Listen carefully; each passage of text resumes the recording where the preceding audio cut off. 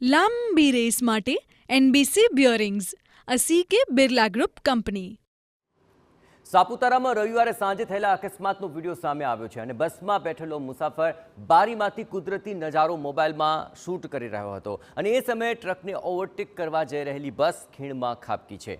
ગોજારા અકસ્માતની આ ક્ષણો કેમેરામાં કેદ થઈ ગઈ.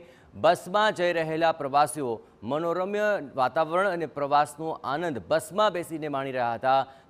પ્રકૃતિનો આ નજારો માણતા મુસાફર અને આ બધું જ એક ક્ષણમાં બદલાઈ ગયું, જ્યાં આનંદનો આ કલરવ મૃત્યુની ચિચિયારીઓમાં બદલાઈ ગયો. અકસ્માતમાં 7 વર્ષની એક બાળકી અને 3 વર્ષના બાળકનું મૃત્યુ નિપજ્યું છે.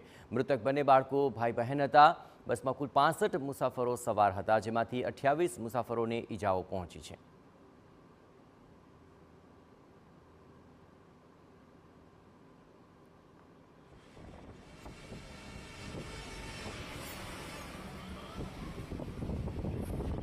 લાંબી રેસ માટે NBC bearings, a CK Birla group company.